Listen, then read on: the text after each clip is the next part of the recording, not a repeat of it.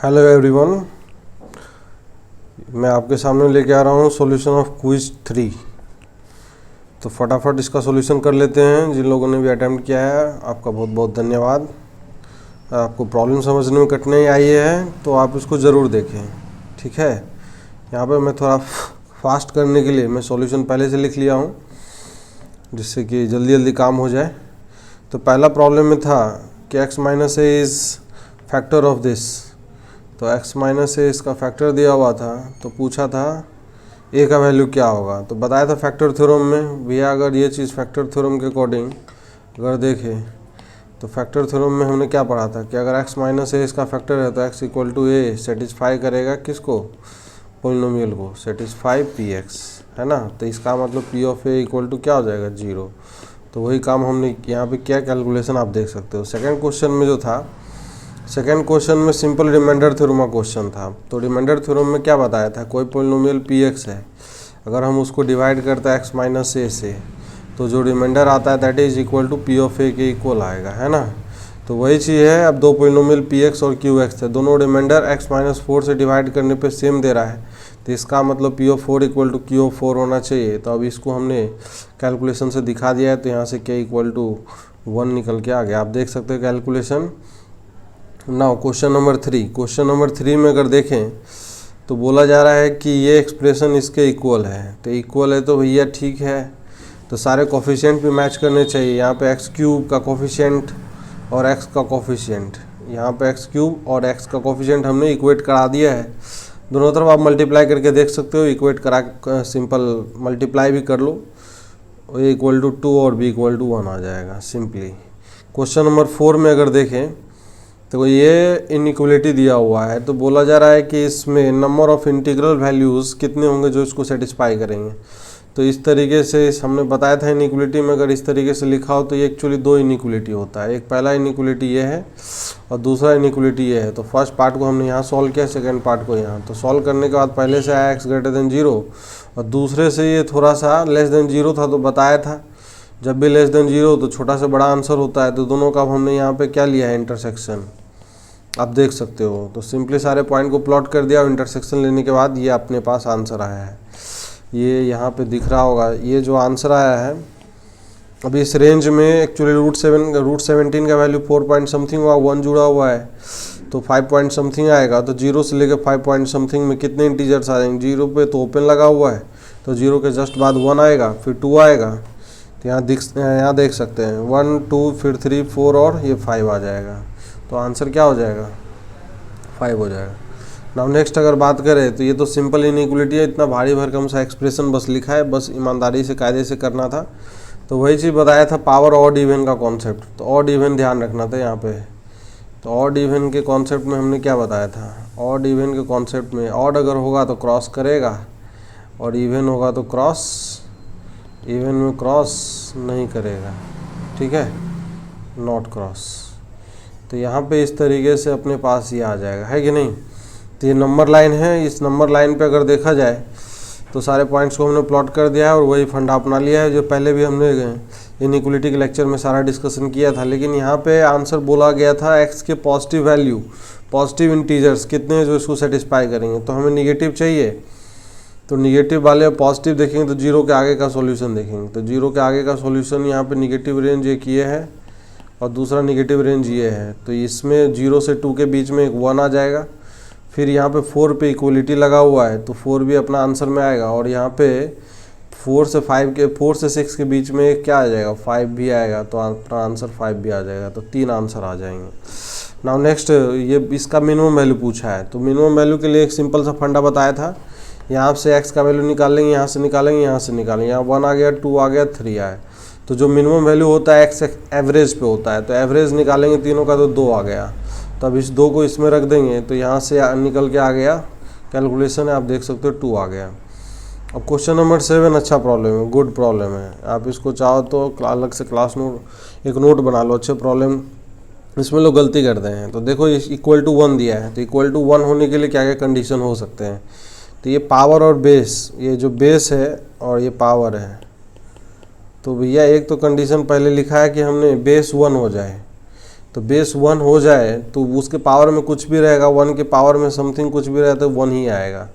तो यहाँ से बेस का वैल्यू 1 किया तो x का 4 और 2 वैल्यू आ गया। मॉड सॉल्व करना बताया था पहले। नाउ नेक्स्ट केस हमने लिया है, ये जो ऊपर पावर है, पावर 0 हो जाए, है कि नहीं, पावर 0 हो जाए। तो पावर 0 हो जाए तो भैया ऊपर वाला जो एक्सप्रेशन उसको 0 किया है, तो 0 करके x का वैल्यू 3 आया, x का वैल्यू 1/3 आया है।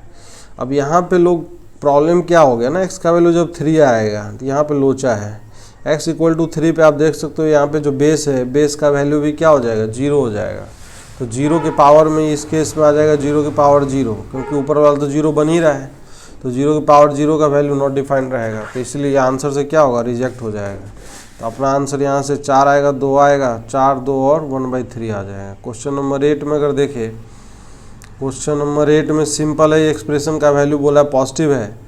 तो भैया बताया था एक कॉन्सेप्ट कि f(x) कोई क्वाड्रेटिक फंक्शन है, अगर पॉजिटिव है, ग्रेटर देन 0 है, for all x belongs to real number. तो इसके लिए 2 कंडीशन फुलफिल होने चाहिए। फर्स्ट, a ग्रेटर देन 0, दूसरा जो डिस्क्रिमिनेंट है वो लेस देन 0। तो a का वैल्यू 1 है, ऑलरेडी पॉजिटिव है, तो सिर्फ d लेस देन 0 करने से यहाँ पे कंडीशन आ जाएगा। बहुत सिंपल प्रॉब्लम था। क्वेश्चन नंबर 9 में रेशियो दिया हुआ है अल्फा बाई बीटा 2/3। तो यहाँ से बीटा का वैल्यू 3/2 अल्फा आ गया, और कुछ नहीं किया, यहाँ पे sum of root product of root लगा दिया है। यहाँ से सम ऑफ रूट का रिलेशन, यहाँ से प्रोडक्ट ऑफ रूट का रिलेशन, और सिंपली बीटा का वैल्यू 3/2 अल्फा यहाँ पे रख दिया है इस एक्सप्रेशन में। तो यहाँ से रखने से अपने पास आ गया, और यहाँ पे भी रख दिया है, तो ये चीज़ आ गया, एलिमिनेट कर दिया, आंसर आ गया निकल के। बाकी कैलकुलेशन है, कैलकुलेशन खुद से भी कर सकते हो। अब इसमें बोला गया है क्वेश्चन नंबर 12 में दोनों इक्वेशन के जो रूट्स हैं उसका रेशियो सेम है। तो रेशियो सेम है तो अल्फा बाई बीटा और गामा बाई डेल्टा इक्वल है। तो यहाँ पे हमने एक टेक्निक अप्लाई किया, componendo and dividendo, CND। Componendo dividendo ये होता है alpha plus beta by alpha minus beta, क्योंकि अब रेशियो के फॉर्म में तो कोई इन्फॉर्मेशन मिलता नहीं है, तो ये चीज़ निकाल लिया। आप दोनों तरफ स्क्वायरिंग कर लेंगे तो ये एक्सप्रेशन आ गया। तो इसको अल्फा प्लस बीटा का वैल्यू ऑलरेडी पता है, और एक चीज़ ये वैल्यू जो है ये इसको याद रख लेना कि कभी भी किसी क्वाड्रेटिक के लिए अल्फा माइनस बीटा का जो मॉडुलस होता है √d/mod(a) आता है ना। तो रिमेंबर दिस, इसको याद रख लो, कोई दिक्कत नहीं है। बाकी कैलकुलेशन है, आप देख सकते हो यहाँ पे a कोफिशिएंट ऑफ x² है, यहाँ पे d डिस्क्रिमिनेंट है। कैलकुलेशन कर दिया है, कैलकुलेशन करके आप देख सकते हो लैम्डा निकल के आ जाएगा। नाउ नेक्स्ट प्रॉब्लम जो है ये थोड़ा अच्छा प्रॉब्लम है। इस तरीके के प्रॉब्लम आपको कई जगह दिख जाएंगे। x का वैल्यू 2 + √3। अब कुछ चमत्कारी लोग होते हैं जो इसमें वैल्यू रख के कैलकुलेट करते हैं। कैलकुलेट करोगे काफ़ी टाइम लगेगा और आंसर भी नहीं आएगा। इसीलिए हमने क्या किया, इसको इधर ले आया। तो इसको इधर ले आके क्या किया, स्क्वायरिंग करके एक रिलेशन ले आया। मतलब x का वैल्यू जब ये होगा तो ये रिलेशन होल्ड करेगा, है कि नहीं। तो ये होल्ड करेगा, तो इसी का हमने यूज़ कर लिया है। अब यूज़ कैसे किया है, यहाँ से हमने x कॉमन ले लिया, और जानबूझ के एक्सप्रेशन लिख दिया x² - 4x + 1। अब यहाँ पे हमने क्या किया, जब x × x इसको इक्वेट करेंगे तो जब मल्टीप्लाई होता है x³ आएगा, -4x² है, लेकिन यहाँ पे हम 7x² लिखा हुआ है, तो इसको कंपनसेट करने के लिए -3x² यहाँ पे आ गया x, और यहाँ पे 13x है। तो यहाँ पे 13x है, तो भैया 13x को कंप्लीट करने के लिए यहाँ पे x आया है, तो यहाँ पे 12x लिखना होगा, है ना। फिर यहाँ पे -12 फिर से हमने क्या किया, -3 कॉमन ले लिया है, और फिर से ये एक्सप्रेशन जानबूझ के लिख दिया है, और फिर कॉम्पनसेट किया है, तो यहाँ पर -3 बच रहा है, और ये इसका एक्सप्रेशन का वैल्यू 0 हो जाएगा, और यहाँ से भी 0 हो जाएगा। तो इस तरीके से सिंप्लीफाई होकर आपके पास आंसर आ जाएगा, है ना। वैसे मैं जब लेक्चर 3 लूँगा, लेक्चर नंबर 3 क्वाड्रेटिक का, तो वहाँ पे मैं एक और एग्जांपल लेके और अच्छे से इसको क्लियर करूँगा, ठीक है। नाउ नेक्स्ट अगर बात करते हैं क्वेश्चन नंबर 12। क्वेश्चन नंबर 12 में बहुत सिंपल दिया हुआ है, इस तरीके से लिखा हुआ है, cos² x को 1 - sin² x लिख लिया है, तो ये 16 sin² sin² आ गया। इसको हमने t रख लिया है, यहाँ से आप देख सकते हो, तो यहाँ पे हमने रख दिया है, तो ये चीज़ आ गया। अब ये कैलकुलेशन है, t का वैल्यू 2 आ गया, और t का वैल्यू यहाँ से 8 आ गया। बाकी ये थोड़ा ट्रिग्नोमेट्री इक्वेशन का है, जब हम ट्रिग्नोमेट्री पढ़ेंगे, ट्रिग्नोमेट्री, तो वहाँ पे और अच्छे से हम चर्चा करेंगे, ठीक है। तो अभी घबराने की बात नहीं है, उसमें भी ट्रिग्नोमेट्री इक्वेशन वाला सेक्शन है, मैं अच्छे से बताऊँगा। फिर भी मैं सॉल्व कर दिया हूँ, जिसको सोल्यूशन समझ में आए तो कोई दिक्कत नहीं है। बाकी आगे बढ़ते हैं, घबराने की ज़रूरत नहीं है। बीच बीच में एक आध क्वेश्चन मिल सकते हैं, ऐसे भी क्वेश्चन जब सेट करते हैं तो एक्चुअली क्या है ना, मतलब मिक्स हो जाते हैं प्रॉब्लम्स। अब इसमें दिया हुआ है कि दोनों में कॉमन रूट है अल्फ़ा और इसमें भी common root alpha. Previous quiz में थे कॉमन रूट वाले क्वेश्चन, तो अल्फ़ा इसको सेटिस्फाई करेगा तो ये एक्सप्रेशन आएगा, इसको भी सेटिस्फाई करेगा तो ये आ गया। दोनों को हमने माइनस कर दिया, फर्स्ट माइनस सेकेंड, तो फर्स्ट माइनस सेकेंड करने से ये आ गया। तो यहाँ से कॉमन अगर लेंगे तो कॉमन लेने के बाद जो एक्सप्रेशन आएगा ये इस तरीके का आएगा। लेकिन क्वेश्चन में दिया हुआ है B is not equal to C, तो ये तो नॉट इक्वल टू जीरो आएगा, ये कभी जीरो हो ही नहीं सकता। अब यहाँ से अल्फ़ा का वैल्यू 1/2 आ गया। अल्फ़ा का वैल्यू 1/2 हमने क्या किया, वापस इस इक्वेशन में रख दिया, क्योंकि रूट था सेटिस्फाई करेगा, तो सेटिस्फाई करा के ये अपने पास रिलेशन जनरेट हो गया। आप आंसर चेक कर सकते हो ना। क्वेश्चन नंबर 14 में बोला जा रहा है कि इस इक्वेशन का अगर रूट जो भी है उसका एक रूट इसका डबल है ना। इस इक्वेशन का जो भी रूट होगा अल्फ़ा, तो इस इक्वेशन का रूट 2 अल्फ़ा। तो हमने सिंपली क्या किया, इसमें सेटिस्फाई करा दिया। सेटिस्फाई कराने के बाद ये रिलेशन आ गया। यहाँ पे अल्फ़ा सेटिस्फाई करा देंगे तो ये रिलेशन यहाँ से मिल जाएगा। अब ये दो रिलेशन है तो इसमें हमने क्या किया, इक्वेशन 2 में 4 से मल्टीप्लाई कर लिया, तो ये रिलेशन जनरेट हो गया। अब ये जो रिलेशन है, दोनों को हमने माइनस कर दिया। ये जो इक्वेशन 2 है तो फर्स्ट माइनस सेकंड कर दिया, तो ये रिलेशन आ गया अल्फ़ा का वैल्यू m/2, तो इसमें रख दिया। दोनों में से किसी में भी रख सकते हैं, ये सिंपल एक्सप्रेशन लग रहा है, तो यहाँ पे रखने से m का वैल्यू आ गया। कैलकुलेशन है बाकी, m का वैल्यू 0 और m का वैल्यू -2, दो वैल्यू आ गए तो कोई दिक्कत नहीं है। क्वेश्चन नंबर 15 में अगर बात करें तो बहुत सिंपल प्रॉब्लम है। मैंने बताया था कि अगर मॉड ऑफ मसाला का value greater than equal to a है तो मसाला का वैल्यू कहाँ से कहाँ होता है, -∞ से minus of a union a से लेके इन्फिनिटी होता है। वही कॉन्सेप्ट मसाला की जगह x + 1/4 है, तो ये इस तरीके से -∞ से -7/4 और यहाँ पे रख दिया, तो 1/4 को इधर भेज दिया तो -∞ में -1/4 जाएगा तो उतना ही रहेगा, उसमें कोई फ़र्क नहीं पड़ता है। तो सिमिलरली इन्फिनिटी में भी -1/4 घटा देंगे तो इन्फिनिटी ही रहेगा। बाकी यहाँ से कैलकुलेशन है कर लिए। चाहे दूसरे तरीके से अगर किसी को दिक्कत हो तो स्क्वायरिंग करके भी कर सकते हो इस तरीके से। जैसे अगर किसी को प्रॉब्लम हो समझने में तो यहाँ पे x + 1/2 का दोनों तरफ स्क्वायरिंग कर लो, -7/4 का स्क्वायर ग्रेटर देन, और ये इस तरीके से ग्रेटर देन और इक्वल टू 0 उसको सॉल्व कर लो, आंसर आ जाएगा। क्योंकि बताया था दोनों तरफ अगर पॉजिटिव है तो स्क्वायरिंग करके भी सॉल्व कर सकते हैं, सेम आंसर आएगा। नाउ क्वेश्चन नंबर 16 में दो रिलेशन दिए हुए हैं, एक ये और एक ये, तो दोनों सिमिलर काइंड के रिलेशन है, बस यहाँ पे अल्फ़ा यहाँ पे बीटा है। तो यहाँ पे हमने इसको इस तरफ ट्रांसफ़र कर लिया, इधर ट्रांसफ़र कर लिया, तो इस दोनों को अगर ध्यान से देखें तो कुछ हमें फील हो रहा है। एक क्वाड्रेटिक इक्वेशन हमने कंसिडर किया है, x² - 5x + 3 = 0। तो यहाँ से जो रूट आया ये अल्फ़ा और बीटा, तो ऐसा अगर इसके रूट अल्फ़ा बीटा होंगे तो ये दोनों रिलेशन सेटिस्फाई करेगा। देखो अगर अल्फ़ा रखेंगे तो ये आएगा, बीटा रखेंगे तो ये आएगा, बस सिंपली घुमा दिया और कुछ नहीं है। अब बोला जा रहा है कि now find the equation whose roots are α/β and β/α। तो सम ऑफ रूट्स निकाल लिया, दोनों का सम। तो यहाँ से अब यहाँ इसका फ़ायदा ये हुआ कि अल्फ़ा + बीटा 3 आ जाएगा, अल्फ़ा × बीटा 3 आ जाएगा। अब इसमें कैलकुलेशन है, कैलकुलेशन करके निकाल लिया, 19/3 आ गया। प्रोडक्ट ऑफ रूट करेंगे, एक दूसरे का रेसिप्रोकल है, 1 आ जाएगा। तो इक्वेशन क्या हो जाएगा, equation x² - α + beta x + alpha beta, ये आ जाएगा इक्वल टू 0, रख देंगे वैल्यू, आंसर आ जाएगा। नाउ क्वेश्चन नंबर 17 में बोला जा रहा है कि ये इक्वेशन है, इसका रूट अल्फ़ा बीटा है, ये इक्वेशन इसका रूट गामा डेल्टा है। दोनों इक्वेशन का जो डिफरेंस ऑफ रूट है वो सेम है। तो डिफरेंस ऑफ रूट का अगेन पीछे भी एक क्वेश्चन आया था, ये फॉर्मूला आएगा, है ना, ये याद रखना है।